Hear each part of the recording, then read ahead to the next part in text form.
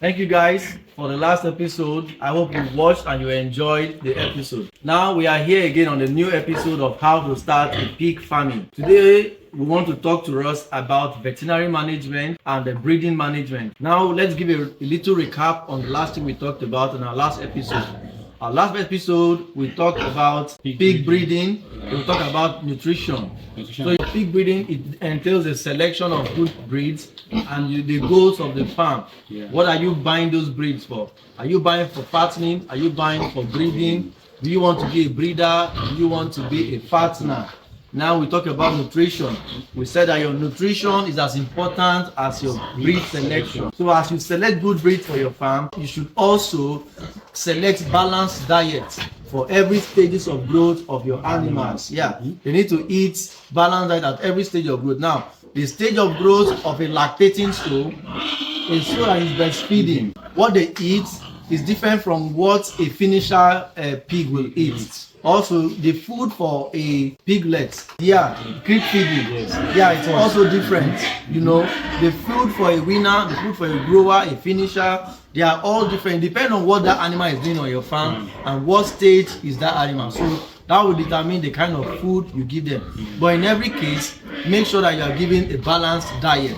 The diets should be in the right proportion of carbohydrates, right proportion of protein, the vitamins, the premix, and also constant water. Please don't forget constant water. Your pigs need to drink what? Constant water. Clean water. It should be available at all times. Yeah, it should be clean.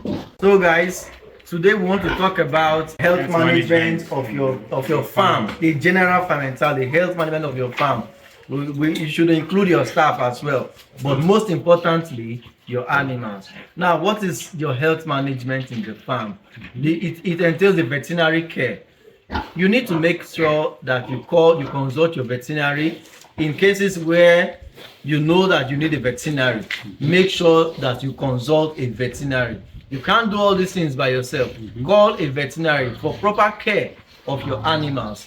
Now, the veterinary care, you have to make sure that you have a local veterinary around you that you can always reach out to. Or it could be somebody you know very well. Make sure you have a good relationship with your veterinary so that once you call them, they answer you. And you know one thing with Nigerians, if you don't pay them well today, they will not come tomorrow. So make sure that you pay them well and they work for you very well. So when they do that, you know that your farm is in good hands. It's secured. You understand? So the veterinary care needs to be intact. Make sure that you maintain good relationship so that even when they are not available, they can give you directives on phone. And also, I think you as a pig farmer, you are in the business already. You can also learn from this veterinarian you are calling. Sure. Because part of this cutting of cost of production is you trying to manage your resources. Yes. It's not every time you are going to call a veterinary to come to the farm and treat your animals. There are some things.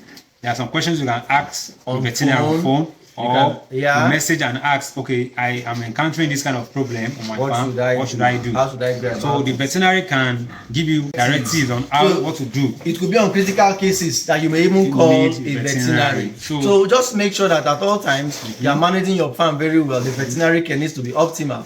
You need to make sure that you are learning from him as well so that little things can be done by yourself. So these are the things. Make sure that your farm is healthy. The health management of your farm is very important. Like I said in the other video, make sure that you reduce everything that makes you treat your animals. Your biosecurity. Make sure your pig pen is dry. Let there not be stagnant water. Stagnant water draws diseases. All right. And another thing that you are going to need to put in place is you looking out for how to prevent diseases on your farm. As a farmer, you have to be conscious of this because it can, in fact, destroy the whole system.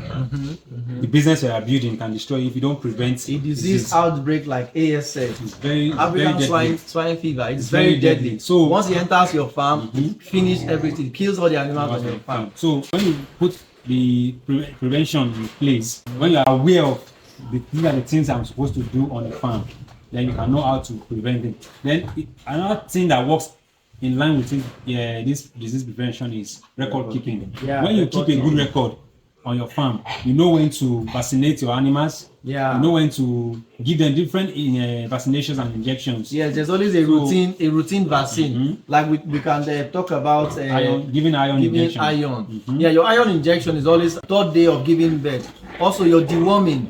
Your deworming also need to be consistent as well. You can deworm every 3 months. So if your veterinary doctor comes and deworm today, if you don't keep a record of that day, you may not know when next to deworm or to call for deworming.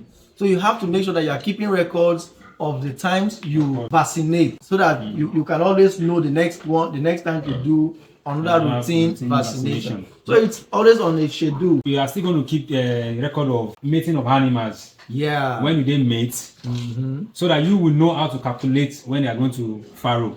Yes. When you keep these records, you have to keep record of this that I just mentioned now, mating record, the time for vaccination. Also, you keep the health status of your pigs.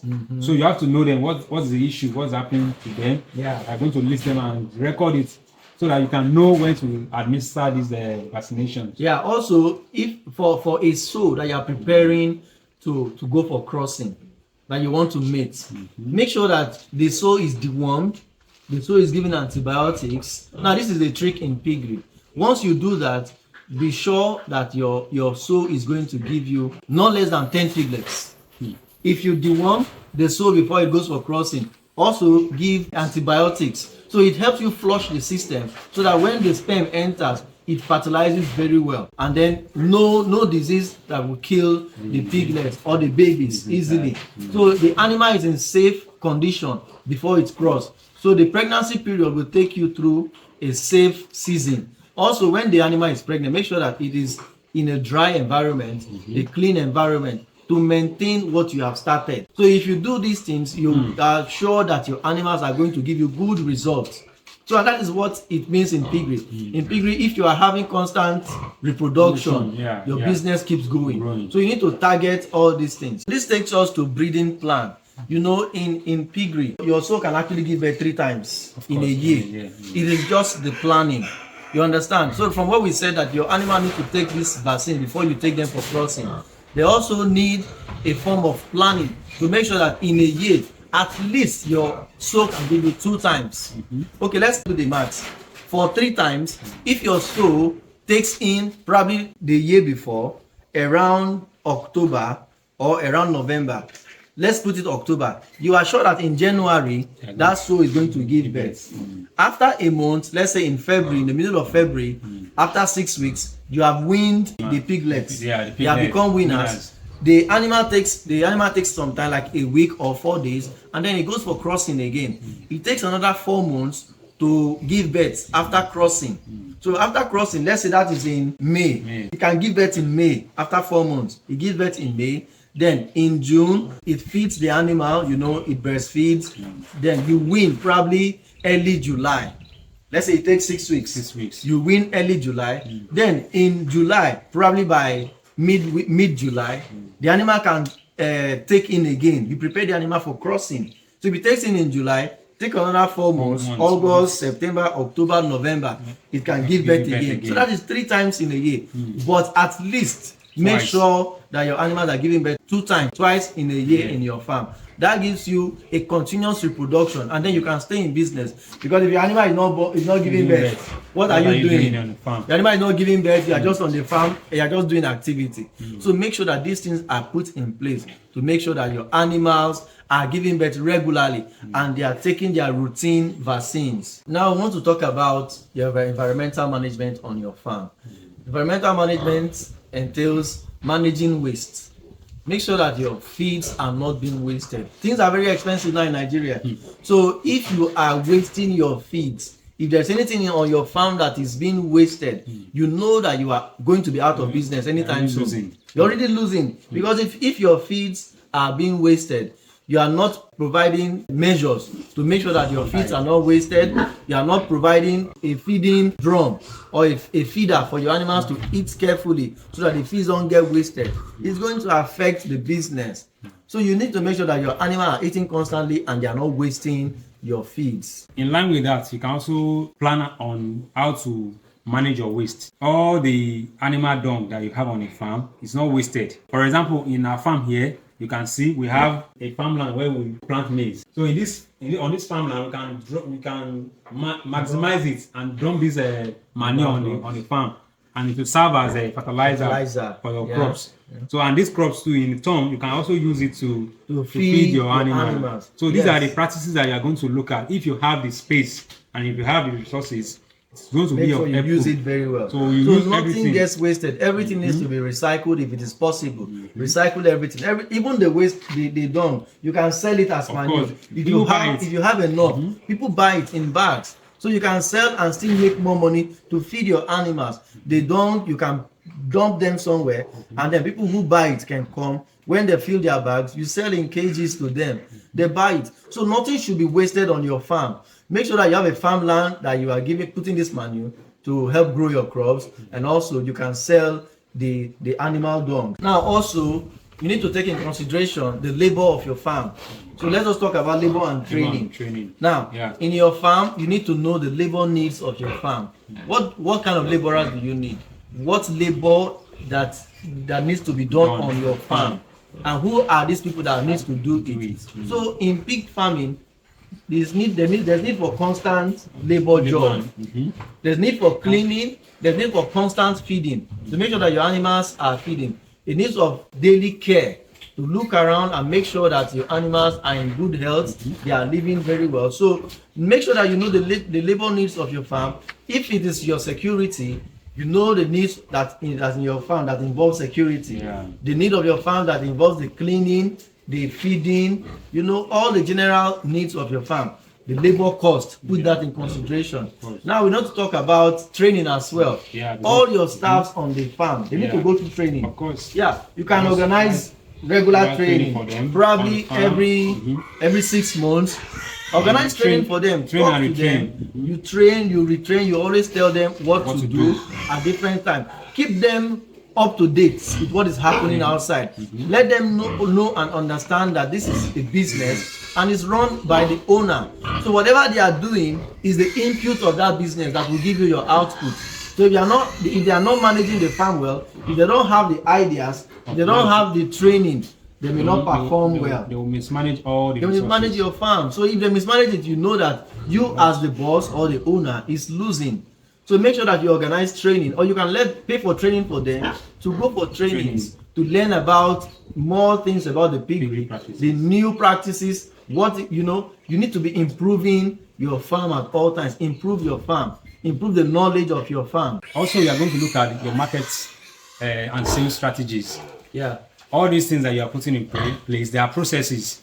So at the back of your mind, you need to know that, okay, at the end of this stage, I'm going to sell. I'm still going to sell. I'm still going to market. Yes. What are you selling to? So what are your plans? What are the things that you are going to put in place? Number one, you need to know how to take your goods, that's your animals, to the local markets. How do you take them? What are the people you are going to talk to? Talk to other farmers. In some cases, even the marketers can come to you. They also come to you and buy. You also can sell to direct consumers. Sell to butcher houses. Of course. And you sell to restaurants. Sell to restaurants. So just do your market plan and make sure that you know specific places that you are going to sell these animals. You look at how you are going to manage your sales. So that's part of the things we're going to do. Then branding. For your business, you need to brand it. So what are the ways for you to brand this your business as a pig farmer? It is part of the market strategy. Part of the market strategy. You can go online, post your products, let people know what you are doing. Then talk about it to your other farmers that are around. They can help you to market your products. So then it gives them access to you as well again, because they know that this is where we can get this thing from. So that brand needs to be always up to date. Make sure that you are doing this marketing online as well.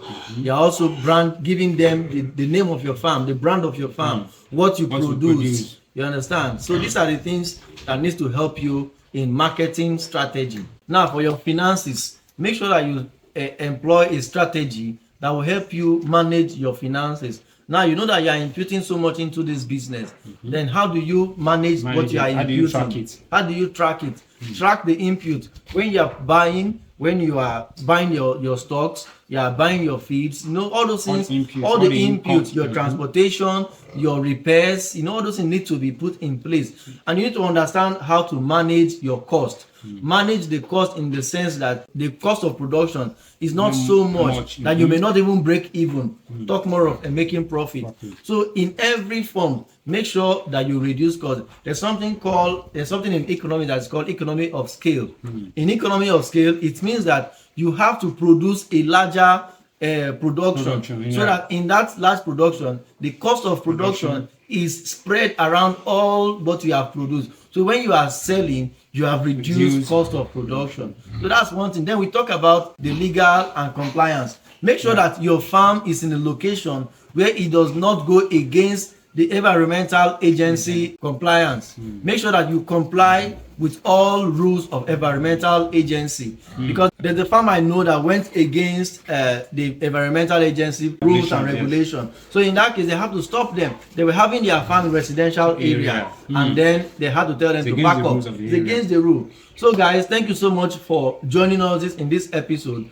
We hope that you like this video, and you can share, you can drop comment, and also please subscribe. Don't forget to subscribe. Thank you guys. Have a nice time, and we'll see you again soon.